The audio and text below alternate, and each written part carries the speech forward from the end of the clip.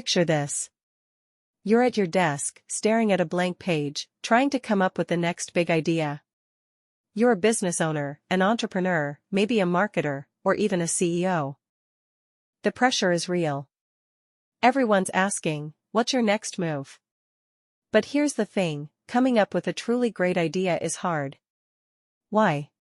Because it's not just about having any idea, it's about finding one that solves a real problem, resonates with people, and has the potential to scale. Maybe you've brainstormed ideas before, some too risky, others too generic, and a few. Well, let's just call them interesting. The reality is, many ideas fail, not because they're bad, but because they don't address a real need. In today's fast-paced world, people don't just want solutions, they want solutions to their specific problems. So, how do you find ideas that actually work? Ideas that don't just sound good in your head, but solve real problems, attract customers, and drive impact? Here's where most people start, scanning social media, reading industry news, even revisiting old brainstorming sessions. But let's be honest, these methods are hit or miss. You might stumble on a trend, but are you really sure it's worth pursuing? Will it lead to a breakthrough?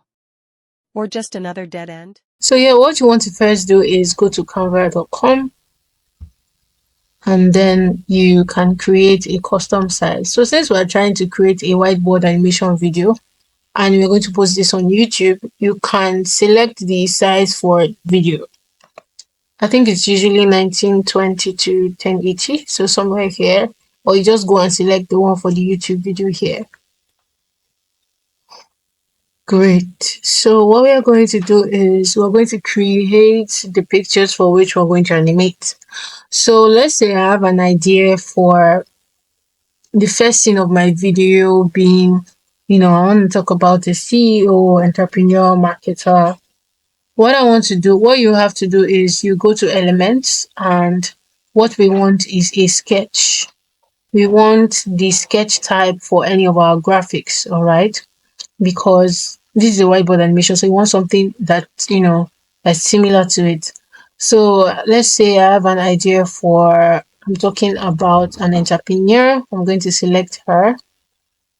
Scale this. Usually I like to add guides to this so that I don't go out of the bleed for my script. So you can just go to file, select settings, and you can add guides or just, custom rulers that you want to add. So it will show up here. Let me see. Show rulers. Let's do that again. Settings, show rulers. Or just press Shift R like the shortcut that was shown. So I'm going to go up here and select my first ruler. Then select the second one. I wouldn't want it to go beyond this, so this is okay. I'll select this one and select another one just here, just to give some boundaries. So I'm going to select the image again. So this will represent the entrepreneur, or better still, this will represent the business owner. Then this should represent the entrepreneur. Then let's see. Okay, I need a marketer. So let's just say sketch. So literally, you just need to use the right keyword whenever you are trying to select elements for your video. So I think I have an old image that I had here. There was a picture. Let's see. Alright, you can select the one that fits, but I have a particular picture I'm actually looking for. Let me check my history.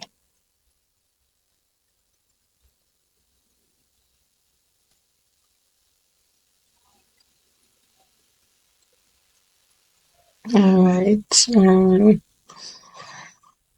let's pick anyone. Alright, so I'm just going to select this one for the marketer. There's a picture I'm looking for, but I can't find it at the moment, so let's just pick this one for the marketer, to represent the marketer, and finally the CEO.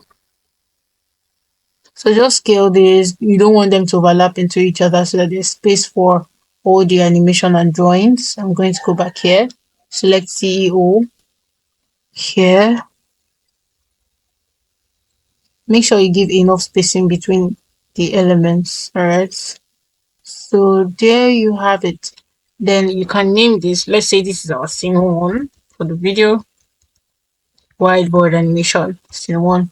So you're going to have to go and download this as a PNG. All right. So let's go. Check your settings. Click on download. Then check your settings. Your file type should be PNG. Then check to see if this is the page you want to download. Yeah, click on download. So it's downloading. So whilst it's downloading, let's go and look for speed paint. So we're going to be using the speed painter. You can use speed paint, but speed paint has limited amount of credit and you'd have to buy more. So let me just try clicking the app section here to make it faster. So usually I'll just type speed painter Canva and it shows up. But let's see if I can find it here. Speed painter. Great, it's here. So I'm going to try to add another page so that I will not have to, have something going on in the background. So here we have it. Okay, I think this one is the speed paint. So speed paint, I ran out of credits. You can use speed paint and it gives you more allowance for more features. But I like to use speed painter instead. Yeah, so speed painter is just here. So mind you, I'm using the Canva Pro version. So what you want to do when you click on Speed Painter, you go and click on Choose File. The file we are just downloaded, that's the PNG we just downloaded, that's what you want to select. And when we select it, we upload it to our canvas. We are waiting. So I usually want the duration to be like 5 seconds or more. You get just to give it ample time to do what it needs to do. So there's also a setting for color fill. Let's see. So I usually like to make my 1 second, but you can make yours 3 seconds depending on the duration you want it to fill for. So that's just all you need to have checked. Make sure you have the add sketching hand effect, because if you don't have this checked, there'll be no hand effect sketching your elements in that video. So I'm going to click on generate. So generating video, give it quite some time, and if your internet is very strong, it will go faster.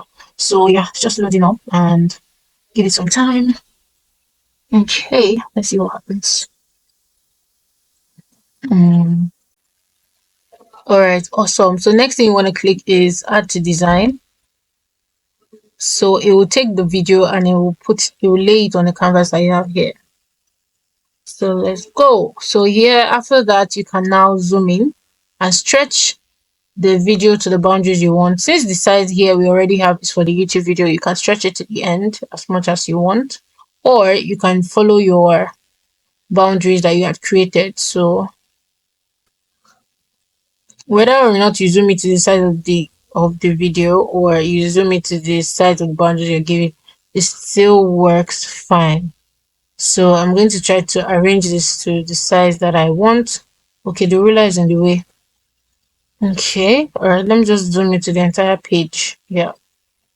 All right, so when you play this, you see how it animates your video. Let me get rid of this so that you see something clean.